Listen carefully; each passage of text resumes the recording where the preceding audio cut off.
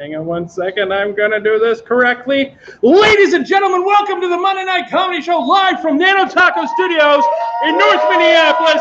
Yes, that's right. Stop, everybody. I want to hear the internet. Internet, give me some love. Give me some love. We don't have enough people watching. Hey. Everybody, text whoever. I don't care. Pull out your pagers and your cell phones and text your friends during the show and say, I'm watching this thing on the internet. And they'll be like, the internet superhighway? And be like, yes, motherfucker. And you can watch it either live on Facebook or on our YouTube page, which is the Monday Night Comedy Show, where we have almost 33 people subscribed since 2013. Ah, my God. We're losing our minds with the deals here at the Monday Night Comedy Show. We have an outstanding show for you guys tonight. As I mentioned before, we are at nanotako Studios in North Minneapolis, and we have not only Joe Christensen performing tonight, we have Hexa from Long Island, New York. That's the island that's long. We got Josh Kangas. We got Carolyn Blomberg live in the studio. We got Rebecca Wilson live in the studio. We also have Patrick Ryan Bauer, an old friend of the show, live in the studio. With us, yes, yay! With us, as always, is Jason J Money, the motherfucking hawk. He's over there. You're going to see him in just a moment because he is going to read our Monday Night Comedy Show book club page. And sitting at the bar is our own Saint May, formerly of the underground, now of the internet, or maybe Saint May of the worldwide, of the dark web. We'll say Saint May of the dark web. Yes. He lives around there. I don't know. I have never seen the dark web. I've heard of it. Anyway, let's read. I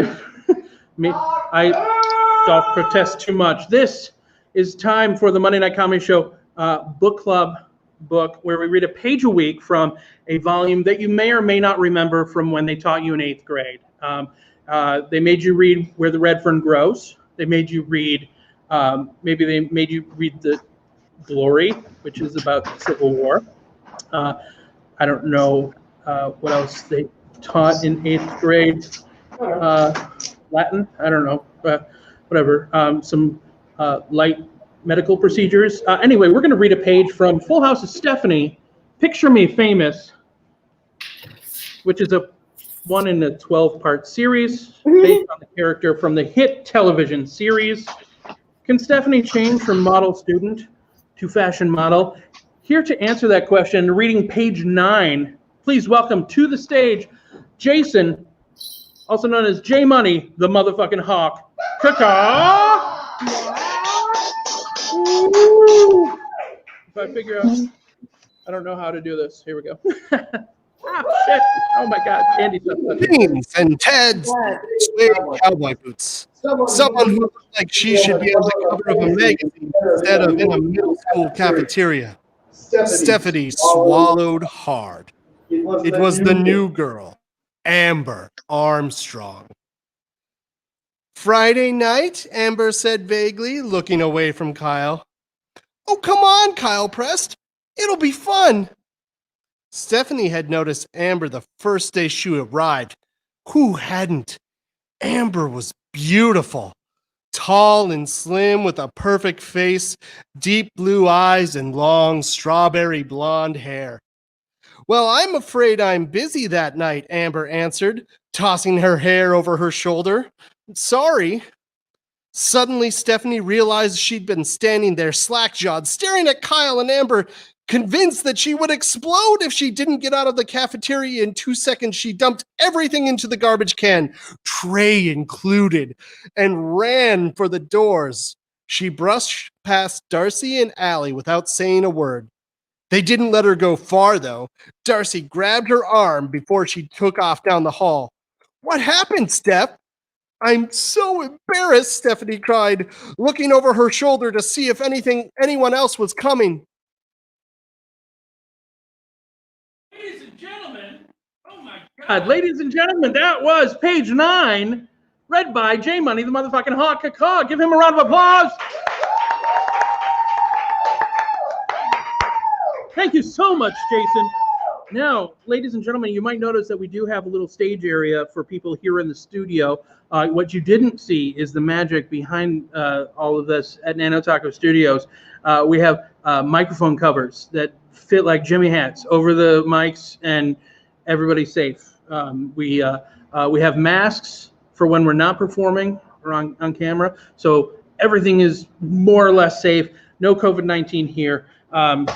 Safety first. So, ladies and gentlemen, not only are we going to have live performances here in the studio and from people all throughout the metro area and from Long Island, New York, but we are also showing 3 videos that we tried to show last week but had a little bit of glitches. Basically, sunspots were really active last week, and we had no control over anything except, well, we had no control over anything last week. But this week, nothing but control. Look at this. I got a green screen behind me. Have you ever seen the movie that this is from? Huh? It's an Olsen twin movie from the early 90s. Oh. What's it called? Okay. Oops, Our Father is Marrying a Witch. I don't know. Oops, Our Father is Marrying a Witch. I don't know. For some reason, I was really sure you were going to go with Oops, My Father is Dead. But initially, that was, anyway.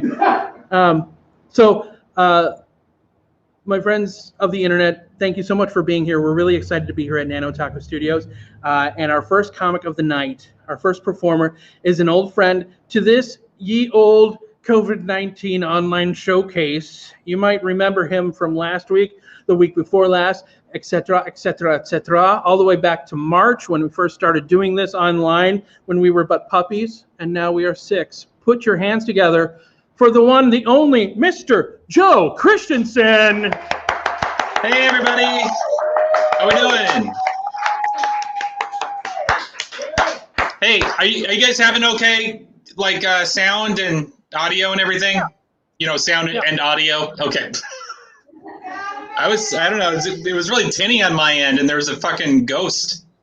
Do you guys see that ghost? Okay.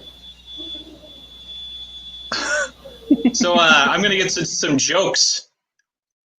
I don't like being a human. I'm really jealous of animals, because animals can get away with PDA.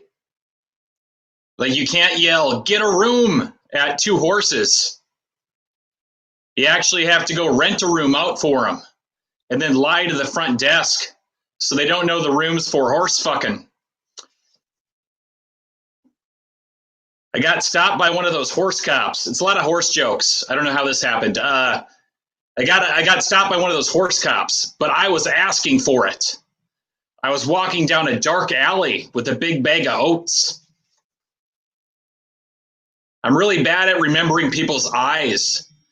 Like, my girlfriend asked me to describe hers over the phone, and I totally whiffed it. Yeah, it turns out she's got 2 of them. I like how KFC has famous people portraying Colonel Sanders. That's great. McDonald's should do that too. Like, they could have Schwarzenegger be the clown and call him Arnold McDarnold. This is even eerier without any sounds coming back at me. I'm planning on jumping a flaming school bus with my motorcycle, which sounds really dangerous, but it isn't as dangerous as some other things, if you think about it. Like being one of the kids in the bus.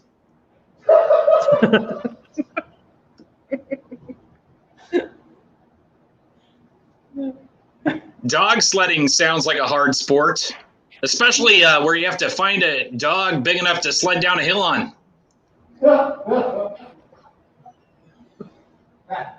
I bet when I'm on my deathbed, I'll look back at all the poor choices I made and think of what a huge failure I've been. But I hope at the last moment my family walks in and I can look at them one last time with a smile and die happy, knowing that at least I'm better than those fucking idiots.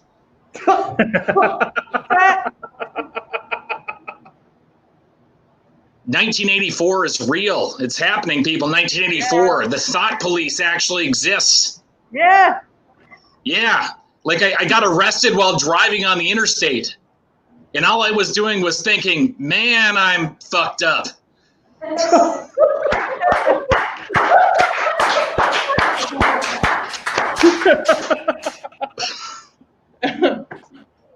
Drinking and power tools don't mix. And if you don't believe me, you should go take a look at my neighbor's arm. Yeah, on it is on it is this really cool tattoo that says, I saw sober and you should too.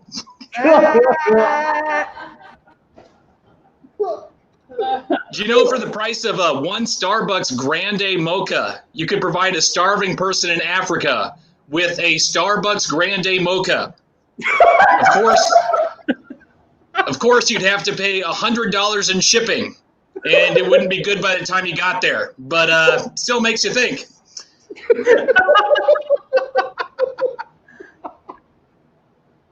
You know what's a good gig doing comedy? You want to do comedy for gun clubs.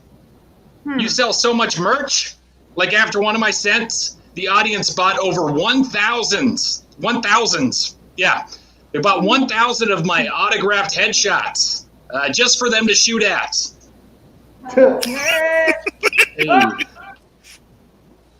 I'm bad at identifying animals. Like one time I thought I saw a Cape buffalo. It turns out it was just a regular buffalo. People had dressed up for a sci-fi convention.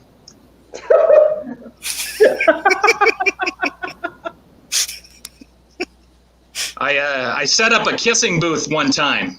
I made $0. I wonder if it's because people weren't too excited about my cause. My cause being raising money to buy me some herpes meds.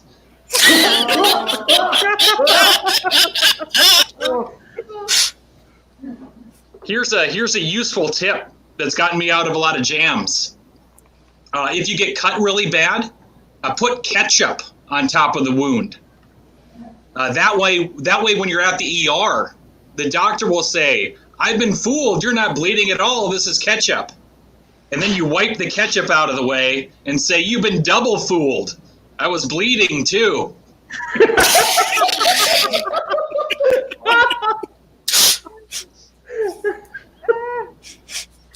When I was little, I liked playing hide and go seek with my dad because it was kind of both easy and challenging at the same time. Like it was easy in that he hid in basically the same place every time. And it was hard in that to find him, I had to walk to a bar 3 miles down across town.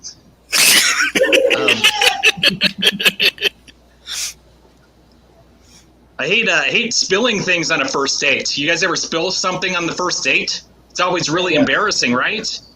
Like last time I spilled a bottle of prescription laxative all over my doctor's note that said I need to poop more.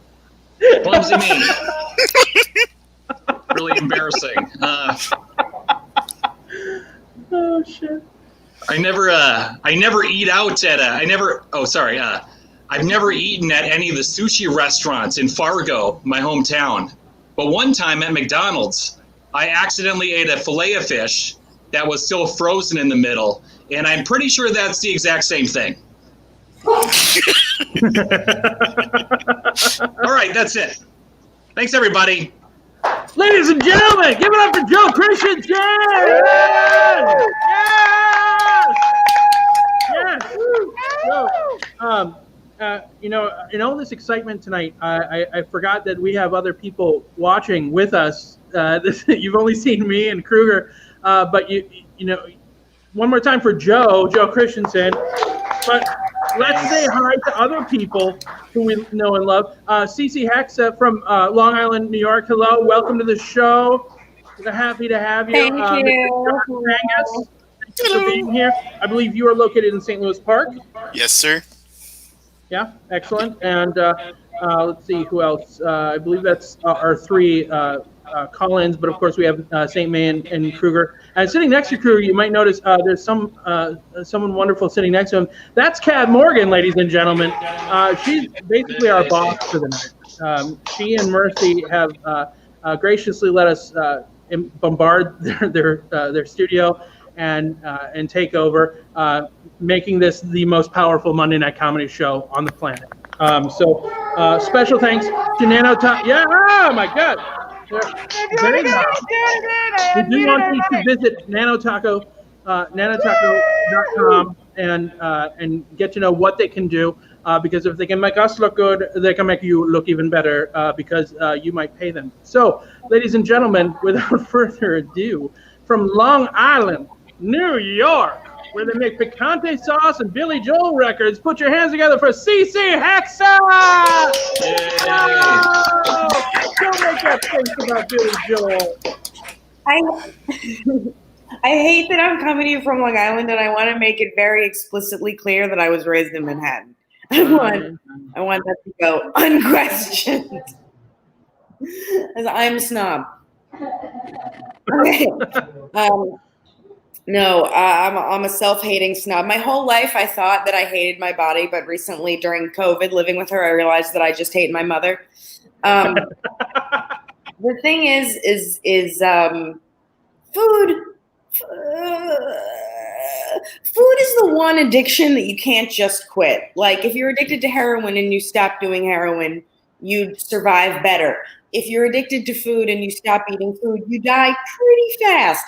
So you have to strike a delicate balance, and the problem is I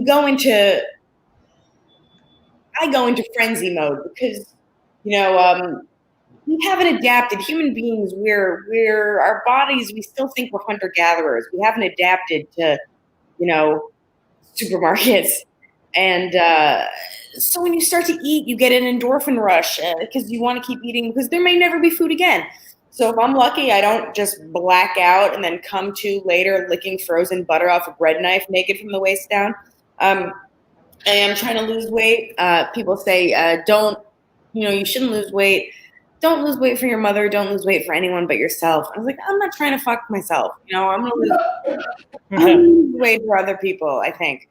No, I am trying to lose weight, but I don't want to, I want to lose a normal person amount, not a crazy whatever. I don't want to lose so much weight that I can't still hold a book open with my belly.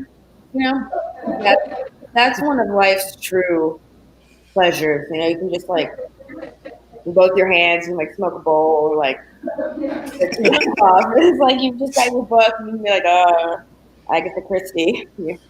I don't really read Agatha Christie, but I somehow feel like most people aren't going to know the books that I read. So I respect that. Sorry, that's a mean joke. I don't know why I tell it, but I do tell it a lot. It's funny. I was talking to a fellow comedian one time. He was like, you have that persona on stage where you pretend you think you're better than everyone. I was like, yeah, my persona on stage where I pretend that I think that I'm better than everybody. With that as an attitude, it's really fitting that my day job is a teacher where I can be super bossy. And because I'm a teacher during the day, CC Hexa is a nice stage name. You're so fucking lame and stupid. I wish I could use my real name, but if I use my real name, people find me and hear me talk about drugs and fucking and all kinds of stuff that they don't want their teachers to do. And the problem is that the sad thing is that I find teaching really rewarding. It's sad they don't give me a chance. I find it really rewarding, and I think the most rewarding thing about it is that you can do it so high, Speaking of teaching, I was thinking about during COVID, you have nothing to do but go over every embarrassing moment in your memory with a fine-tooth comb. So I was remembering this really embarrassing memory where I'm in English class in high school, and it's with the cool teacher, the cool teacher that everybody thinks, all the nerds think is cool. And we're reading this play called Hedda Gabler. And he says something, he says, when this was performed for real, everybody wore turkey costumes.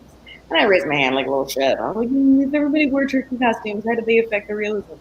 And he's like, they didn't really wear turkey costumes. I can't believe you believed me. And the whole class starts laughing, and I'm super humiliated. And I'm like, oh my God, I can't believe I believed him. But now, years later, I'm like, of course I believed you. I am a child.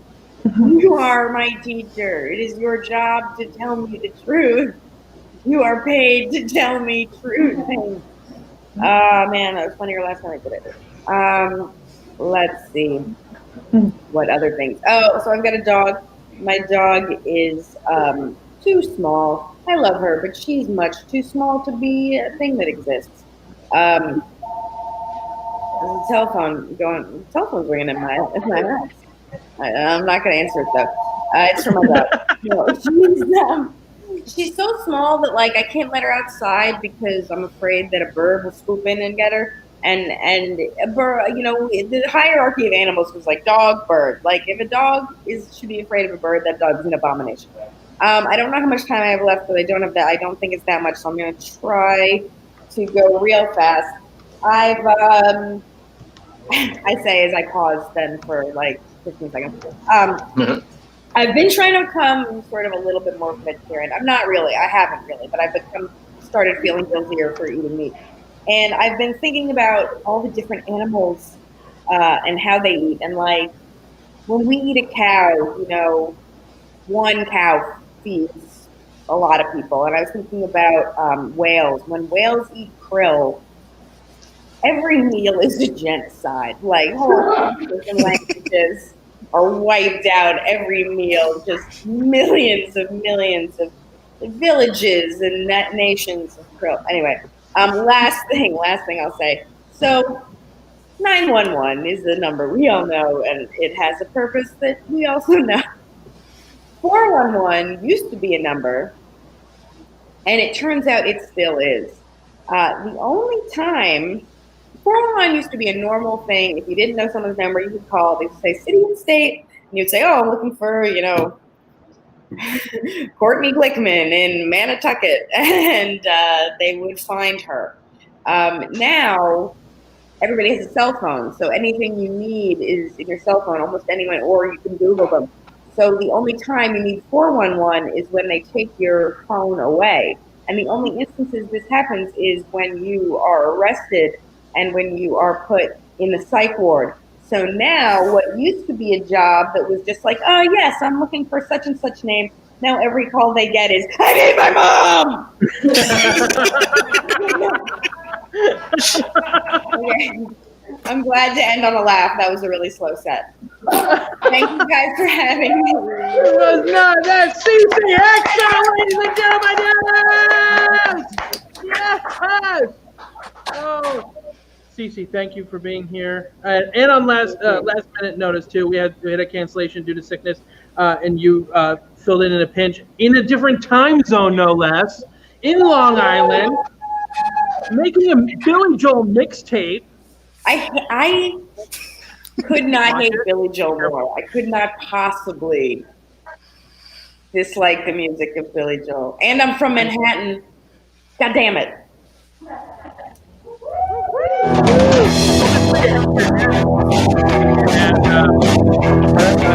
I think all your neighbors in Long Island like I think that we have something very exciting for everyone to launch. And we've fixed the glitches, and what you're going to see now, ladies and gentlemen, is a 48-hour film festival submission from 10 years ago, starring Chris Knutson, Minneapolis comic extraordinaire, formerly of the rap power group Valley Meadows. You might know them off of their stand-up records album of the same name, but starring there's some other people you might recognize. But this, if you don't know what a 48-hour film festival is, they have 48 hours to film a short film. I think they have a time limit of like 5 minutes or something. They have to incorporate a word and a prop that that shows that they didn't film this before, so they didn't cheat. This is submitted by Pommel Horse, which is a theater company here in the Twin Cities that has, I don't know if they're still producing anything, but it is a fantastic short film. You're going to love it. Ladies and gentlemen, it's called The Mooker. Enjoy.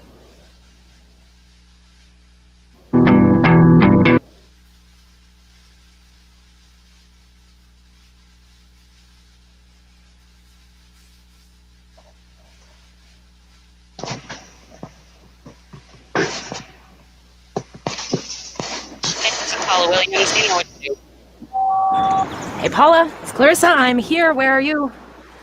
Sorry. Just calling you. I had to cover for the sous chef. I probably smell like chicken fat. Mm-hmm. Hey, How goes it? You're not gonna believe this embarrassing shit. You want embarrassing? Shane, right in front of my mother, says, you know what I hate? When my wiener touches the inside of the bowl when I'm taking a shit in a public bathroom. I thought they were a more liberal family, that's all. So my mother gets on the phone with my dad, who's threatening to cut off the money for the wedding. He's already $1,500 in for the food and beverage deposit. Okay, wait. What makes you think it's okay to talk about your wang in front of your future mother-in-law anyway? Hey, not 2 weeks ago, I'm playing tennis with her father, and he starts talking about the only place where he really sweats is his balls. What? He goes into explicit detail about his shrunken, wet balls.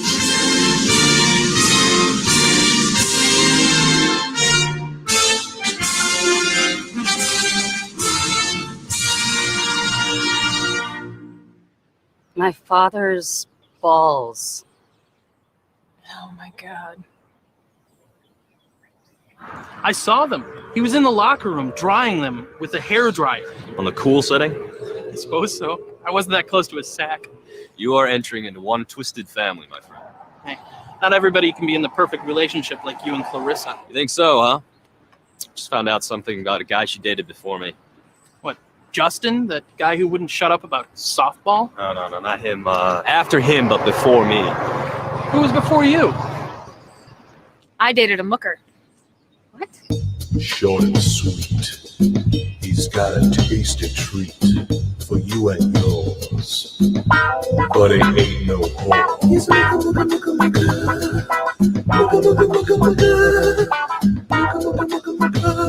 Nick found out I dated a mooker before him. What's a mooker? Male hooker. You dated a male hooker? How did that happen? What do you want to know? The long or the short of it? Short, please. Well, Dustin and I had just broken up. It had been 6 months, and sometimes you just need the real thing, you know? I know, but a mooker? He's a mooker.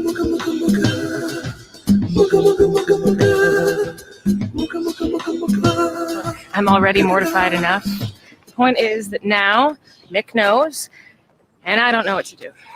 How long were they dating? 2 years. 2 years? Well, to your credit, that was the longest relationship you had before Mick. How is that helping? How did you find out? I really don't want to talk about it. Well, was he at least good looking? No, that's the fucked up thing. He was like a homeless carny or something.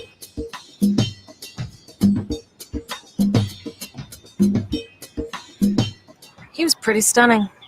Can I ask? How was the sex? Unbelievable. Really? Yeah, he did this thing. No one's ever done that to me before. I don't know how he did it or where he learned it from, but it was like something out of this world. You mean an orgasm? Yes. And that's the thing. She won't tell me what was so special about this guy. Damn, that's rough. You don't know the half.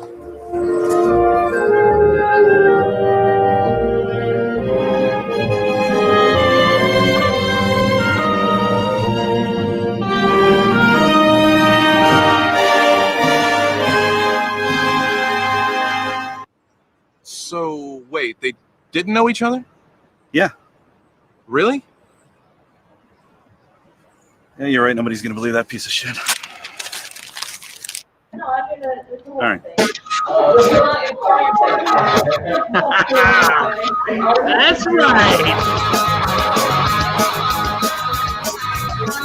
Second wife, midlife. That's right, ladies and gentlemen. That was The Mooker, produced and written and directed by Pommel Horse, starring a lot of local comics, a lot of local performers, featuring Chris Knutson as The Mooker. If you were listening, that's a male hooker. And if you'd like the top of my head, you might like my head. It's my first time doing this, gang. I don't know what the hell's going on. But so that's a very good example of what we are capable of now doing at the Monday Night Comedy Show. We can show your sex tape and are happy to do so long as you sign a waiver. And it's tasteful and has at least a semblance of a plot. So we'd love it to be funny. So if you do have short films, send them our way. Send it to MNCS Twin Cities gmail.com, or you can just message us at our Facebook page. We'll love it. Coming up next, live from St. Louis Park, Minnesota. Put your hands together, internet and friends here in the studio, for Mr. Josh Dangas. Thank you. All right, I'm going to start with a short story about how I've been doing lately. So, my shower has two knobs, right? One for hot, one for cold. And about a week ago, I noticed that when I turned on the hot water, that no hot water was coming out. It was all cold. So I'm like, oh shit, well, it's an apartment building. This happens every once in a while. So I just kind of wiped myself off and I was fine. So then a couple days later, don't judge, no one's showering daily anymore. So a couple days later, I tried again and turned it on and the water was still cold. And I'm like, oh, this is weird. But I probably don't need to tell the supervisor or the superintendent. What's it called? The guy that fixes things. I probably don't need to tell him because, if it's happening to me, it's probably happening to everyone. So it'll probably get fixed soon. So then another couple days pass by. I do it again, still cold water. And I'm like, what the hell is going on? So then for some reason, I decide to try the other knob and hot water comes out. And I'm like, what the fuck? I mean, I've lived here for over a year. I've used this shower like at least a dozen times. I mean, I should know which one is hot and which one is cold, but did it somehow switch on me? And then I kept thinking about it over and over and over, and I'm like, no, it's been this way the whole time. I've just tried the wrong one and thought I was supposed to get hot water when it was actually the cold water knob. So that's how quarantine's been treating me. Anyway, I don't know if this pandemic has stressed any of you guys out, but to give you some perspective, at the beginning of March of this year, I weighed 140 pounds and I had a full head of hair. Incidentally, yesterday I was also clean shaven, but that's just my superhuman levels of testosterone. I don't know what you're thinking, but don't worry, I'm not sick. I'm just always this pale and sweaty. Anyway, speaking of our good friend COVID, the Sturgis Motorcycle Rally is actually happening right now. In other words, 250,000 people are going out of their way to prove every stereotype about bikers to be correct. Now, it might seem like bad news that many people are converging in one small town with no mask mandate in place. But if you're in the market for a motorcycle, there's going to be a shit ton of estate sales coming up, so you're lucky. All right, enough depressing shit. I want to do my part to make the world a better place. So I thought, why don't I just give some advice for people that want to get into this whole comedy thing? After all, I've been doing this for 6 years, and I've never been paid for it once, so I think I know what I'm talking about. All right, let's start with some general rules to follow. Number one, if you're funnier than me, don't get into comedy. I don't need the competition. Number two, if you're not as funny as I am, go ahead and do it. Every bad set from someone else just makes me look better. In related news, Andy, thanks for sticking with it. You'll get there someday, man. Let's see. Show ever. Number three, remember, sex sells. So if this comedy thing isn't working out, just become a prostitute. I mean, it's a much more dignified and practical career anyway. Let's see.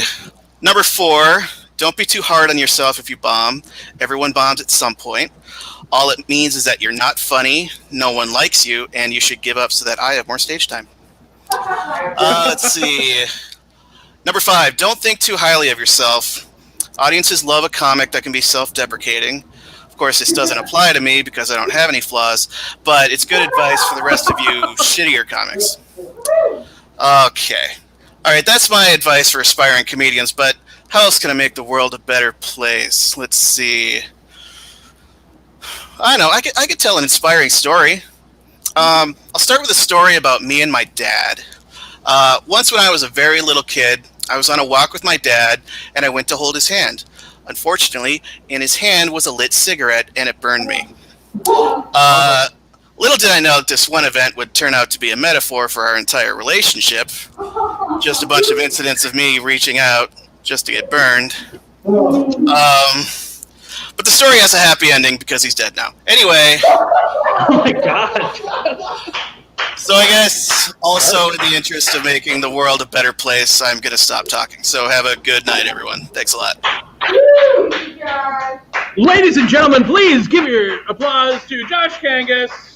Josh Kangas! Oh! Oh, what this? This sort of thing.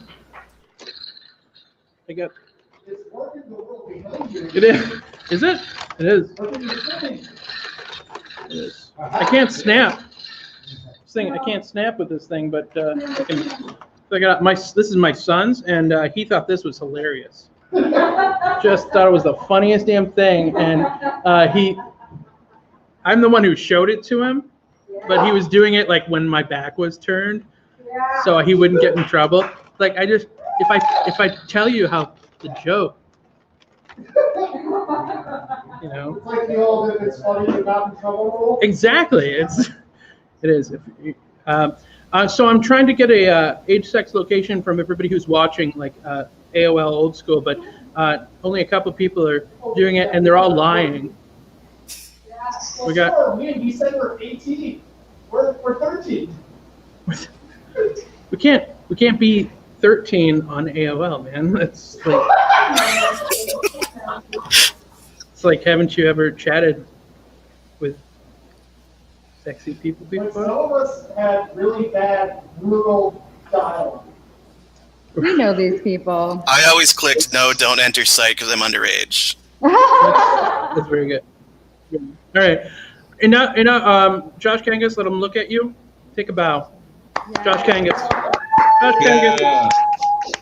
If you enjoyed Josh's set, or if you enjoyed CC's or Joe's, you can tip the comics by going to venmo.com/Monday Night Comedy Show and Venmoing. And we might even split some of that with Nanotako Studios, because I know how much they need $3. Wow. Well, that's Kat telling you. Kat, could you do that one more time, please? We need money. Yes. It helps if your mic was muted. Yeah. This is what Nanotako looks like. If you guys can see, there's Kruger and Kat, and this good-looking young fellow here in the foreground is Mercy Victor, ladies and gentlemen. At the bar is our Saint May of the dark web, and behind her is Patrick Ryan Bauer. In the back, towards the curtain, is Rebecca Wilson. We are down to our live comics, and it looks like Kathy Miller is the only one who actually didn't lie to us. She's 46, female in Cold Spring. Oh, she's not ready. She's harnessing her chi. She's dealing with the set dressing. Ladies and gentlemen, are you ready for your first live performer at Nanotako Studios? Woo! Well, sure, Rebecca's turned you, but she's going to make a dramatic entrance. Put your hands together for Twin Cities Best Comic, according to the city pages, and you, the viewers, put your hands together for Carolyn Blomberg!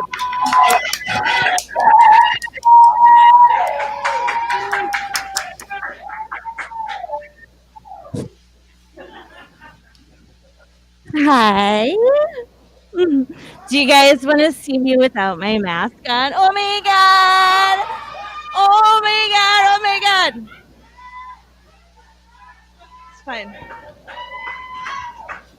They just want me like everyone else. Do you guys want to see me without my mask on?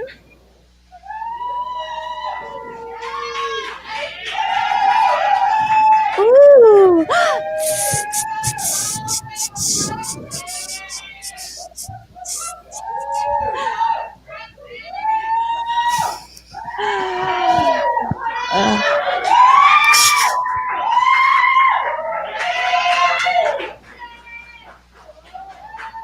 Gotta stretch it out. Stretch it out. Oh my God. You know what's really hard during COVID? Dating, because you could die. But that's no different than regular dating, right? You know, At least now dating is like emotionally you could get murdered. Sexually you could get murdered. That might be kind of fun. And like regular murdered, you could be murdered. Oh, and then like COVID murdered. Oh my god. It's like now when you're dating is like it's like, have you been tested? I was just tested last week. I do it every 2 weeks. Oh my god. Have you guys seen these dumb bumper stickers? These dumb bumper stickers. It's like people putting these bumper stickers on their cars and say, I love my cub. Why? It's Cub. It's Cub Foods. What's there to love? Why you put that on your car? It's Cub Foods. What do you love? What is their brand? They're like generic, essential everyday. And it's not even I love Cub. It's I love my cub. Fuck the one on Lagoon. 60th and Nicollet. Woo, yes. Oh my god. I saw that a Subway was having a grand opening. What could that ever possibly be like? Like cutting a ribbon. Look, we have avocados for the only time ever. They will never come back again. Guys, guess what? During COVID, some things in COVID have been a good blessing. You know, I got my first vibrator during these lonely times. And dude, have you guys ever had an orgasm? Because you should try it. You should try it. You should try it. You know, they have all those books that are like how to find your G-spot. I don't know why it's that voice, but they're like 300 pages long. And it's like, no, just like wiggle it around more. Right? Just like try a different. Why do you need to read about it? I don't know. What do you need to read? And this well, it's been before COVID, but I came out as an atheist. Is that a thing you come out as? In my family, it is. Like, it's definitely coming out as an atheist. And there's a painting of Jesus right above my bed that my great-grandfather painted with his signature on it and everything. And I go to town almost every night, you guys. I've really made some strides. I've made some good growth. I also live with my parents. That's the thing. So, well, you know, 2 steps forward, 1 step back, right? Oh, but I'm so new to this whole, it's so sad. I'm so new to like actually having good sex. Like the best sex I've ever had has been with myself. It's pretty good, you know? Hell yeah, is right. Yeah, fuck yeah, fuck yeah, fuck yeah. But I was like, I've never been much of a porn person, which is fine. But like sometimes I would get really high and I would just look up BDSM porn and not do anything, just watch it while high. It's really fascinating. But now, like actually with a goal in mind, looking for porn is different for me. I'm like, I don't know what to look for.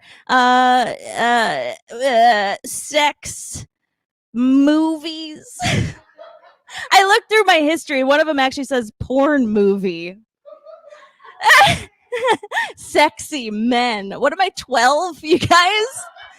You guys. Oh, change of subject. It's been 25 years since Jerry Garcia passed away of the Grateful Dead, right? RIP 25 years ago. And everybody says that he's like a genius, right? He's like songwriter genius. I disagree.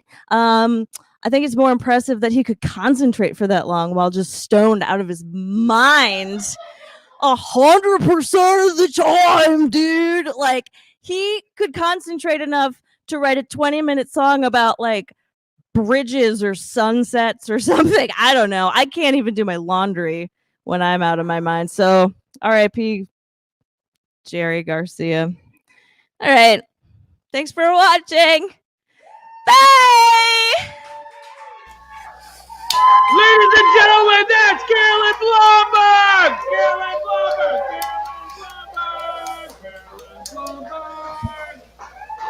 Carolyn Blomberg. Carolyn, before you go, I have to ask you a question. And I'm gonna unmute you. Okay. That was great. Question: How has your life changed since you have been crowned best comic Dude, all right, ever here's the by the thing. Twin Cities? I was voted best stand-up comic in the Twin Cities by the readers of City Pages. Thank you so much. I appreciate voted that. for you. And you can find my name on page 39 of City Pages edition of the best of. And if you take maybe like a magnifying glass, it's like right, the reader's choice, Carolyn Blomberg. Not to be an asshole about being an asshole about being 2020, right? 2020 though, like shitting your pants once is the best part of 2020 so far. Only once, right? Anyway, no, I'm super grateful. I'm an asshole. Thank you. One more time, Carolyn Blomberg, ladies and gentlemen. Congratulations on your win. I was very happy for you when I saw it on Facebook. Speaking of the best of Twin Cities, there are only so many rapping nerds in the Twin Cities. And that's unfortunate because this is 2020. When I was in high school in the 90s, I was promised flying cars and more comedic rappers in my life. And I only know one comedic rapping group, and it's called Lyritics. They're a local group featuring Dante Quinn and our good friend J Money the motherfucking Hawk, Kaka.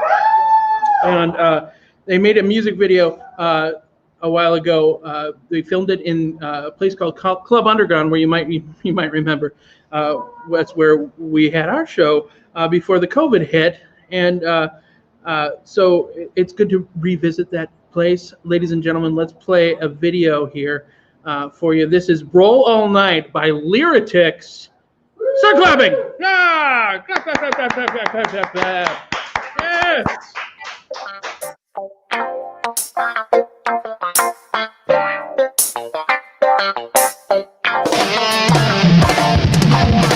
You walk into a bar. Awful 90s pop music permeates the stale dungeon-esque air.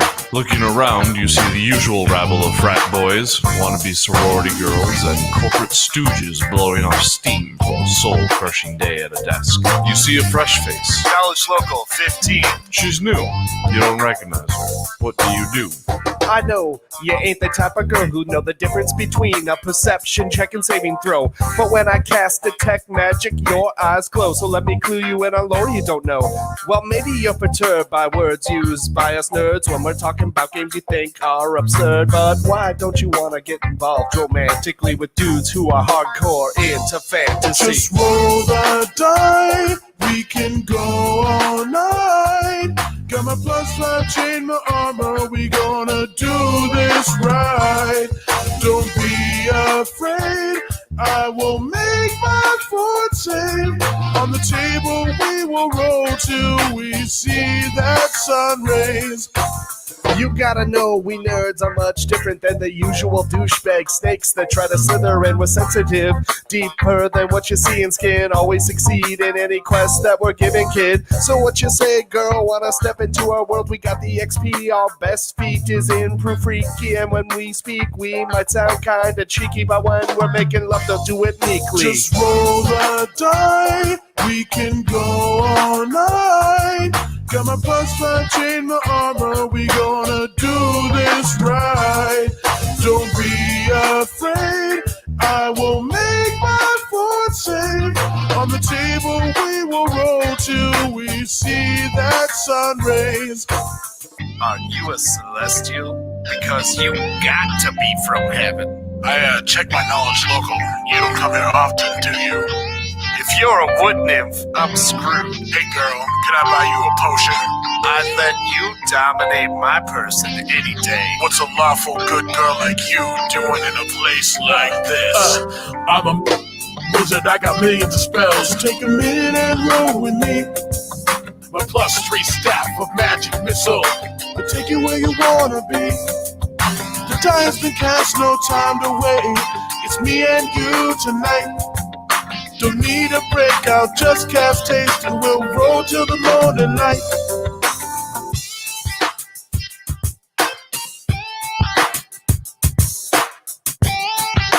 She smiles at you and asks if you come here often. Sense motive 25. She seems interested, but mistrustful of the bar scene. She reaches out and puts a hand on your arm and asks you to tell her more about yourself. Check on my stats, girl, I've got intelligence to land. Roll my linguistics check, there's no way I'm taking 10. My concertine must strike this too. Believe me, that's real good for you. If I make my charisma check just right, you'll be seeing my deck tonight, yeah.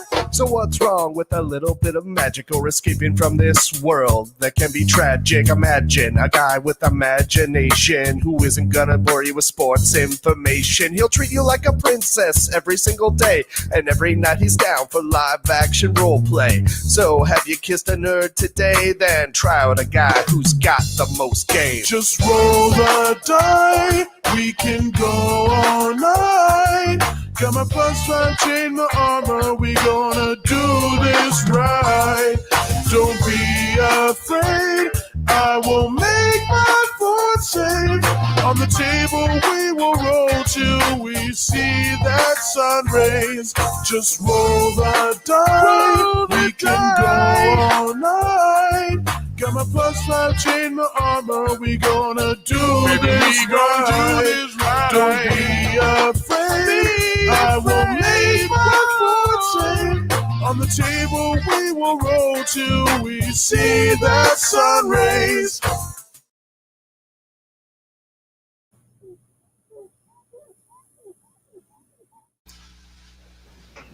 Woo!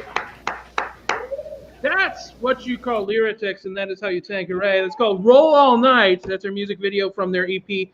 What is your EP called? Muggle Lovers. Muggle Lovers. If you don't know what a muggle is, go fuck yourself. Come on now. It's, spoiler alert, they're ghosts the whole time. Really? Nothing? Thanks, gang. All right, that's cool. It's just... You've heard the 6th sense a lot of times, Andy. All right. That's right. I did just make a joke about a 1999 movie. That's how cool I am. One plus that is because of nanotako, we can't use my music collection that stopped in 1999. You might have been a fan of the show 13 years ago, but they don't have access to my computer that's sitting in the basement. It's Spring Street Tavern right now. Maybe I'll bring it. I don't know. I can make them a mix CD. I can make you a mix CD. If you would like a mix CD, all I need you to do is private message me. That's weird. Let's not do that. Let's keep it on the level. Just make a comment on the comments here that you want a mix CD. Oh, that music means shut up, Andy. See, I can be taught.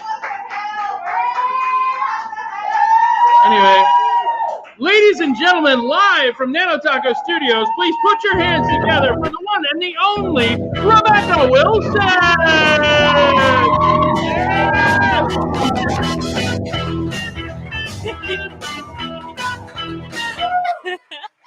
Hello, everybody.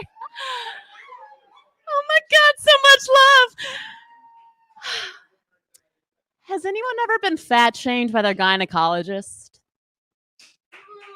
Hell yeah. I'm like, listen here, doc, okay? Don't worry about my weight. Worry about these bad boys. Yes, I call my ovaries my bad boys. This is Will Smith, and this is Martin Lawrence. Because they're both past their prime, but they're still working, so... So I love my mom. Who else loves their mom here? My mom, she's amazing seamstress, you guys. She made all of my dresses growing up for homecoming, Sadie Hawkins. She even made my prom dress. Now, I am talking a beautiful floor-length dress made to my body that day, so much so that she sewed me into it. It did not have a zipper, so I couldn't take it off. I think it's one of my dad's idea. But you can't sew up a mouth, Dad.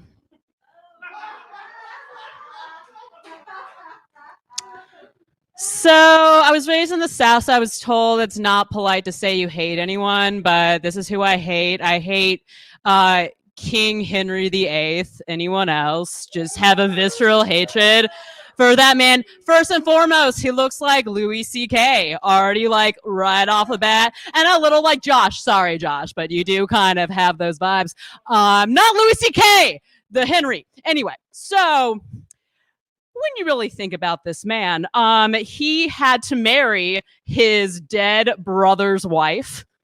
Yes, and that's why he wanted to, like, divorce her and all that stuff. It's like, listen, okay, I know you're, like, a little salty that you had to get your brother's sloppy seconds and everything, but it's not a reason to have to, you know, make her go away. And, like, he fell in love with Anne Boleyn, and she was friends with Catherine, right? Yeah, that's why I don't have friends hotter than me. Okay, if you're my friend, I'm sorry. Yeah. You're a 6 tops. All right. That's a fun one. But yeah, I don't. So I was reading up on Henry VIII, right? And I was reading on the History Channel's website, and it said, and I quote, "As he got older, he grew moody, obese, and suspicious." Like, honestly, same. Yeah, no, that checks out. Oh my gosh, such a crazy guy. Crazy guy. My parents are crazy. They've gotten really into gardening, right? And they have harvested eggplants. And they take photos with their eggplant. And my dad's like, look how big it is. It's as big as my head. It's like, Dad, keep that eggplant away from your head. You know, I don't know who decided that the dick emoji was an eggplant. Has anyone seen an eggplant before? It's the size of a Mr. Potato Head. Okay? No, it's obviously, no, you can't shove that up. And it's like, oh, well, it's the color. If your color of your dick looks like an eggplant, see a doctor immediately. It's gross. I don't know. I'm in a happy relationship now because I'm boring and whatnot. So domestic. Yeah, but I was kind of thinking about when I used to date, and this one guy, right, he took me to a Twins game. And this guy was hot. I don't typically go out with hot guys.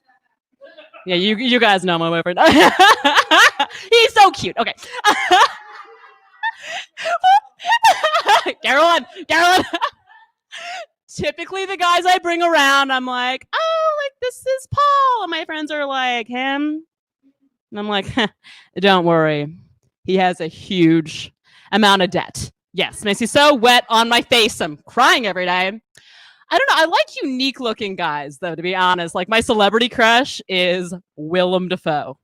Yes. Oh, Boondock Saints, Spider-Man. I love that freaky little dude. Yeah, that scrumptious little goblin. Love him. But I feel like if Willem Dafoe got me naked, I wouldn't know if he would eat me out or literally eat me. It's the mystery, though, right? It's hot. Okay, so back we're at the Twins game. It's hot guy, myself, and this little kid sitting beside me, right? And I don't know if you know the Twins too well, but Nelson Cruz comes up to bat. And Nelson Cruz is a little thicker. Him and I share similar sized butts. And he goes up to bat, and this little kid underneath his breath goes, "Come on, big boy." Like, dude, you just heckled a professional athlete. Like, what do you like during kickball? Like, way to shank it, Bobby. That's why your dad left. I don't know. I think if I went a different way in my life, I could have a kid right now, which is horrifying to think about it because I'm basically a human equivalent of an open knife drawer, just not safe for children or most adults. But I remember my college boyfriend, he asked me, he goes, "When do you want me to propose to you?" In my head, I'm like, ha, never. But no, just repressed it. But I really thought about it though. So you know the actress Hilary Duff, Lizzie McGuire, all that stuff. She she had photos taken of her by the paparazzi after her fiance proposed to her on this rooftop. Immediately after he asked the question, she started giving him a blowjob. And I'm like, that makes sense. Because if my college boyfriend had asked me to marry him, I would have started gagging too. So, I don't know. Speaking of gagging in a different way, completely different, the story about my brother. All right. So, my brother, he hated playing baseball. Like, were we ever forced to be in a sport that we never want to be in by our parents? That was Thomas and baseball. Okay, he had to do it. And one day he just wouldn't go to a game. He was in first grade. And my mom's like, Thomas, put on your uniform. And he's like, no. And he undresses entirely, bends over, spreads his butt cheeks, and then starts singing Nelly Furtado's I'm Like a Bird. As if it was coming out of his asshole. Now, I don't know if you had the distinct pleasure of seeing your sibling's asshole, but I can tell you it's very haunting and terrifying. I don't know. I still watch baseball to this day, and I see the catcher's mitt go up like that. And I just see Thomas's flapping anus defying America's pastime. All right, that'll do it for me. I'm Rebecca Wilson. Ladies and gentlemen, put your hands together for Rebecca Wilson! Ah! Woo! Yes! Rebecca, while I have... You're so casual. Well, I have you here. So you're it's no secret that your boyfriend is Andrew Wegleitner. Yeah. Twin Cities County. But like, what's that even like? What, dating Canadian or dating Wags? Wags. He's actually a great partner. You know, no, honestly, no joke. I don't know. I knew that we'd get along. I saw him when I first started. I thought that it was quite a funny. We're going to get along. And the thing about that is, I was right. So. You bring that up because that's what I didn't meet him at Devani's. I knew him from when he did the Monday Night Comedy Show like 10 years ago. But so I've known him longer than you. It's not like a competition or anything. But it's so funny. That's what I thought when I first met him. And you know, I hope you guys have a great long relationship. Shut up, Rebecca. You know what? Whatever. You're watching this. Andrew's not even watching this for you. He's watching it for me, just to check on me. Yes, Andrew. Somebody comment, seriously, because Matt Doima says, yay, Rebecca. We're gonna put that up on screen. Titillating. He's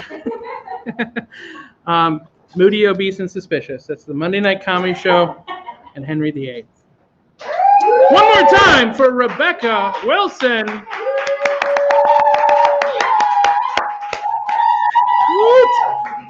Our second live performer here in Nanotako Studios. This is our opening night, our gala event. We have candy at the bar. We have a bottle of Jameson that may or may not be drinking itself. I don't have any. What? Shush.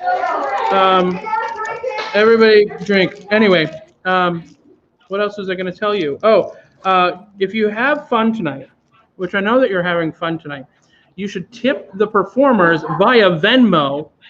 It doesn't take but a moment to go to venmo.com/Monday Night Comedy Show and donate $150,000 out of your bank account so we can not only provide comics performing tonight funds that they desperately need because their unemployment has run out last Friday, but also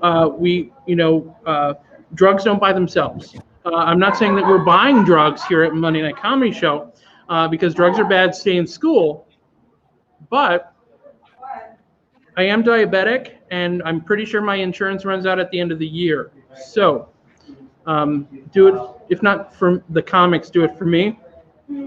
I just ate a malted milk while I'm pretty sure I'm not supposed to have that. Anyway, what's next? Well, I'll tell you who's next. We have 2 more bits for you. We have a video coming up next. I know everybody says they like music, but a lot of people lie. The tricky thing about liars is that they're all over. But the ones who don't lie actually do like music. And I'm gonna turn you on to a band that you should know. It's called the Drug Budget. They're out of Minneapolis. There's 400,000 members in this band. However, they have taken a break. I'm not going to say they broke up because I don't like dreams dying. But ladies and gentlemen, here's a music video by the Drug Budget. It's called I Don't Give a Shit. So put your hands together for the Drug Budget.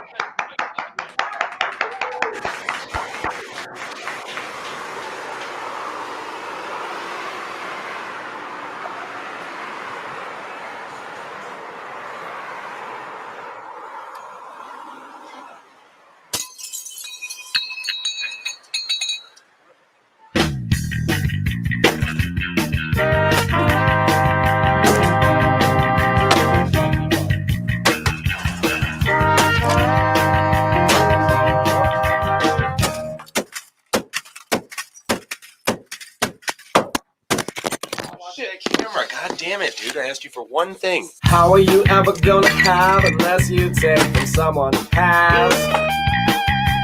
Never made a dollar on your own, you're only guys in that cash.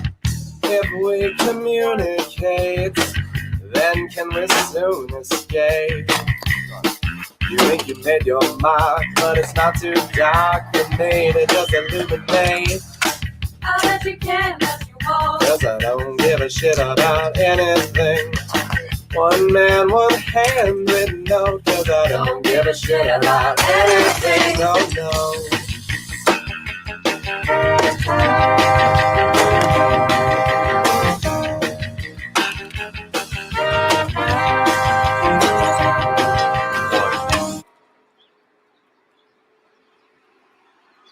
Is that good? How are you ever going mad unless you got some power to grab? You never really give it your all, you're always standing on someone's back. Your golden goal is gone, your soul is holding on. I think your days are done. You may say I'm not a dreamer, but I'm not the only one. I bet you can, but you won't. 'Cause I don't give a shit about anything. One man, one handwritten note. 'Cause I don't give a shit about anything. No, no.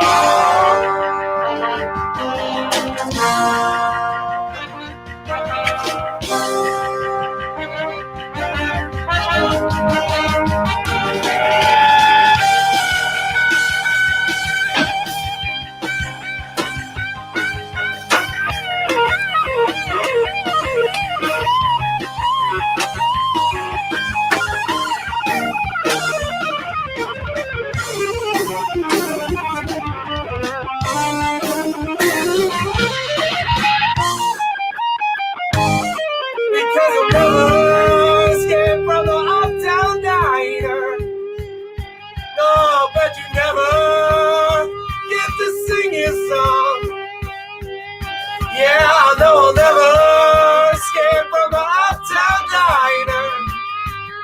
Yeah, I'll bet you never get to sing his song. No, you'll probably never escape from the uptown diner. Yeah, I'll bet you never get to sing his song. No, you'll probably never escape from the uptown diner. Yeah, I bet you never get to sing your song. Don't give a shit about anything. No, you'll never escape from the uptown diner. Yeah, I bet you never escape from the uptown diner. No, you'll never escape Yeah.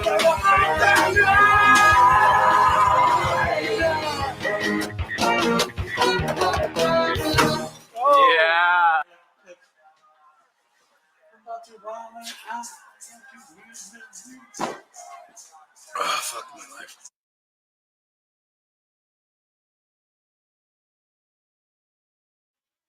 Ladies, I don't give a shit. The music video by The Drug Budget. You can clap. It's okay.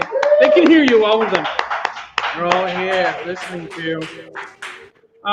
One of the members of The Drug Budget is actually here in the studio, and I'm going to make her unmute her microphone so we can say hello to her because we haven't heard her voice yet tonight. It is Saint May of the Underground. Kids. Hi, baby. Hello.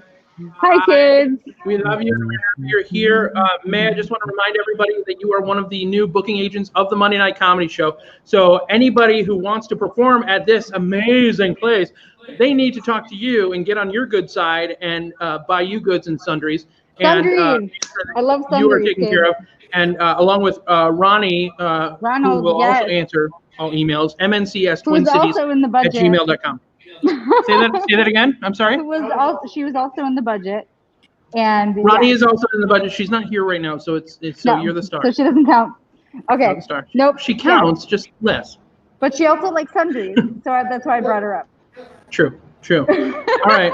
I want to remind everybody that Abby Stakowitz is the smartest person who's watching tonight and says that get Andy a drink.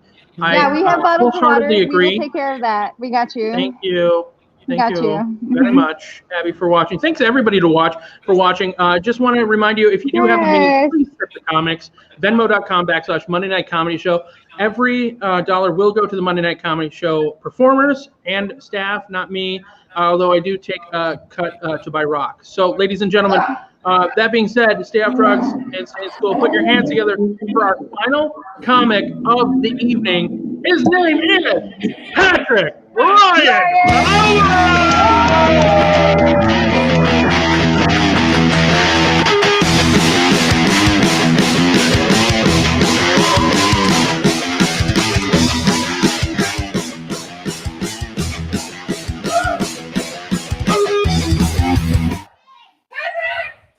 All right.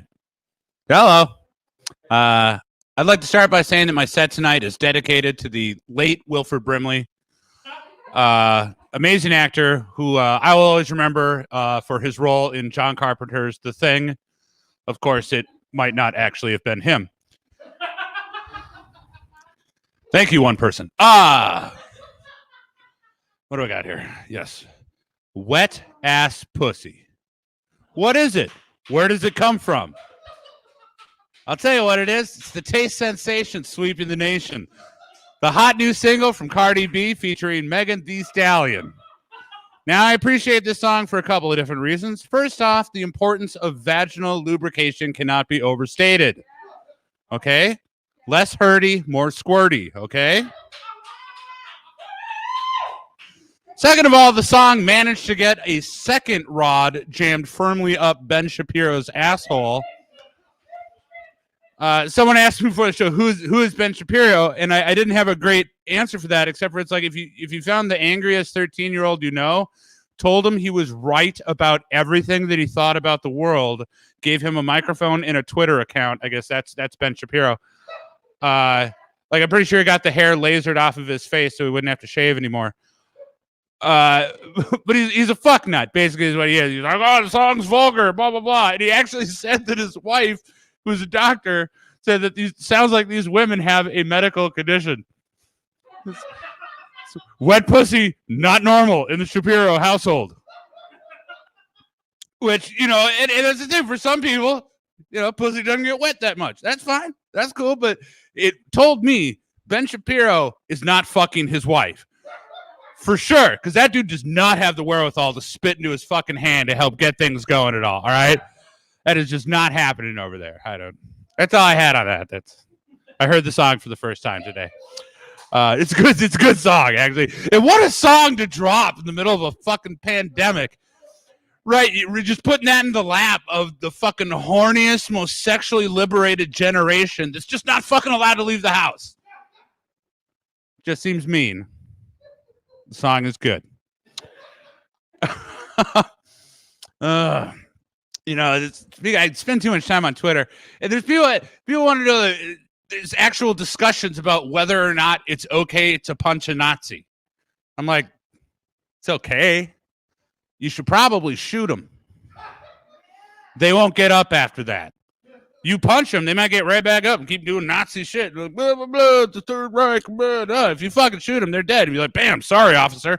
There you go. Fucking stay down. What else I got? Oh, yeah. It's driving around. I was driving to get here. I drove through a residential neighborhood on my way to get here. It had one of those signs in one of the front yards that said, drive like your kids live here. I was like, I don't have kids. And now, neither do you. Vroom! Ha! Ba-boom! Ba-boom! Yeah. It's okay. They would have sucked. Their parents put signs on their lawns. And I don't have kids. That is actually true. What I have is a bunch of cool stuff that kids are not allowed to touch. And it's one of the benefits of knowing how to fucking wrap it up or always having $400 in the bank account. Now, I was thinking about it, though, how, I wouldn't mind having kids. I'm not opposed to it. But, I never had kids. And I'm kind of glad in a weird way because I was like, shit, man, I don't know if I could handle having kids and then my kids don't think I'm cool. Right? Like, especially if there's some dork-ass loser kids. Like, you're not cool, Dad. And like, fuck you, man. What do you do? Is that Capsella? Psst, dork. Yeah, I know I bought it. You just keep playing, all right? I don't know. Fuck them. They're my kids. What do you care? Yeah, you can tell I really prep for this. I was like, this is going to be weird, telling jokes and not hearing a bunch of laughter from the audience. And I went, oh, no, wait, that's actually status quo for me. So this is going very well. It's just a handful of people were like, hey, that's funny. I'm like, yeah, thank you. Yes, I appreciate you, handful of people. You've always been by my side throughout all of my shitty sets. What else do I got here? I don't know. How much time am I supposed to do? We didn't go over that. No one told me. I need to know my time limit so I can go 2 minutes over it. Oh, thank you. Yeah, the light. Oh, my God. See, I was talking to you before I got up here about there's an LED light chiming. I'm like, oh, thank God. The LED lights are the greatest things to ever happen to stages as opposed to like the canned heat that used to come down on you. And I'm still fucking sweating. Doesn't matter. This is emanating no heat whatsoever, and I have lost a gallon of water weight since I've stepped up here for a fucking 5-minute set. Some things do not change. Oh. Yeah, okay. We got the canned heat right here. All right. It's my biggest fan. Yeah, that doesn't work for the internet, people. You see, this is why you got to come out here. Don't come out here. There's a pandemic. Oh, my God.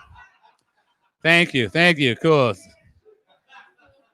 Not only am I slightly cooler, but now with all the wind blowing at me, you can see exactly how much pomade I put in my hair. It's been a while. You don't have to go out. I haven't combed my hair in fucking months. Yeah. Well, I'm going to get out of here. A few things I'd like to say. Abolish the police. Black Lives Matter. And while I've learned to tolerate religion more in the years, I'm still not a huge fan. But what I've learned is that religion is a lot like cocaine. Okay? Do it on the weekends. Hang out with some good people, have some good times. But if you make it a part of your daily routine, you end up yakking to people for hours at a time about worthless bullshit that nobody fucking cares about. That'll do it for me. Thank you so much. I'm going to go find a towel. Ladies and gentlemen, give it up for Patrick Ryan Bauer. Patrick. Oh, Patrick, before you go, just wanted to let you know that Levi Mary thinks that Texas Chainsaw Massacre shirt is lit. It's new. I had to buy it because all my clothes have shrunk mysteriously as I've gotten older. Oh, yeah. COVID 50. Yes. That's I need to buy new clothes. Totally understand. Patrick, we've missed you here at the Monday only because Okay, I got called to the couch. Kind of This the is cool. couch. Okay, I got called to the couch. You qualified for the couch. If you don't know that reference, you should start doing stand-up comedy. Anyway, all right, Patrick. I want everybody to know what have you been doing during COVID-19? I am technically considered to be an essential worker, so I've been working my regular jack-off job. Is super boring. Thank you, Patrick. Yeah, I wish I had a better answer for it. I play Overwatch. Tracy, you play Overwatch. What? Yeah, I've been playing TF2 again. I really miss getting called racial slurs while I play my shooters. So I'll back on to Team Fortress 2. Boy, they're still there. Yeah. Great game. I don't know what the hell that means, but Tracy says hi, just so you know. Thank you to everybody watching. Do want to remind you to tip the comics if you do have the means, so we can get the comics. Except Patrick, he's gainfully employed in Essential, so he makes upwards of 130 grand a year, so he's doing just fine. Nah, Bitcoin. It's all. You get paid in Bitcoin, or you want to get tipped in Bitcoin? I don't know. Tip me in Bitcoin. All right, a couple of plugs before we go. I'm going to take the reins here for a second. The greatest comedy show ever is happening this Saturday, the 15th of August, at the Club Underground, which is in the basement of Spring Street Tavern. You might know that the Monday Night Comedy Show has made it their home for almost 9, 10, a lot of years, and so it is streaming on Facebook Live. It is going to be filmed in Club Underground with minimal audience, so you can't get a ticket. It's just going to be performers and their significant others, and it's going to be about 4 or 5 performers, hosted by your friend Nick Piontek, our friend too. And again, that is Saturday, August 15th, 10 p.m. Facebook Live. Look up The Greatest Comedy Show Ever, and you'll find out more information on Facebook. And let's see what else. There's a couple other things I want to plug that are not the Monday Night Comedy Show. But I forgot to write them down, so I'm not going to. Okay. That was supposed to be funny, but no one laughed. That's good. No, that's fine. No. Stop it. Oh my God. Now everybody. I was hurting the bike for coming against you. I want to thank everyone at Nanotako Studios, which is Kat, V, Shane, Whitney, and Carney. Thank you so much for being a part of this. There's Kat. There's more than one mic. I don't know if he can show you. There he is. Wait. There's V. And there's me. He's sitting at what I affectionately call the bridge, which is a bunch of monitors that look way too complicated for me. But and St. May's at the bar. That is her. I'm over here. Hi, May. Hi. Okay, there we go. So also do want to thank St. May of the Underground, of course. I'm going to make you wave. St. May of the Underground. Where'd you go? Over there. Hi. Excellent. Hi. And of course, J Money the motherfucking Hawk. Sitting next to Kat Morgan. Thank you so much for being here. I do want to raise a glass, ladies and gentlemen. Some of our friends, and when our friends are hurting, that means we hurt as well. Some of our friends lost a gentleman by the name of Chris Taylor, who was a friend of the Spring Street Tavern. He was a DJ there, and recently passed away. So our hearts go out to everybody at Spring Street Tavern who knew Chris. Again, his name is Chris Taylor. So we raise a glass. There is whiskey in here, so it is a real glass. So if you do have a glass, if you're not drinking, that's okay. Raise a fist. Here's to absent friends. They are not forgotten. Them in our hearts and in our minds, and tell stories about them. Remember that this is show number 584 of the Monday Night Comedy Show. We have 585 shows next week on August 17th. We want you to be a part of it right here online and live at nanotakostudios.com. Put your hands together for yourselves for being a great audience. Thank you so much for watching. Thank you so much for donating if you did. Thank you, performers. Everybody who made it out, Carolyn, Blomberg, Rebecca Wilson, and Patrick Ryan Bauer, thank you for being in studio guests. Of course, thank you to Josh Kangas, Cece Hexa, and Joe Christensen for calling in and performing online. We really appreciate it. We can't Monday without you, so please, if you had a good time, tell people about it, share the event page, and we'll see you next week. Remember that you only have this one life to live, so you might as well fucking start living it. Might not have any other chance. So thank you, and stay awesome. We'll see you Monday. Bye-bye.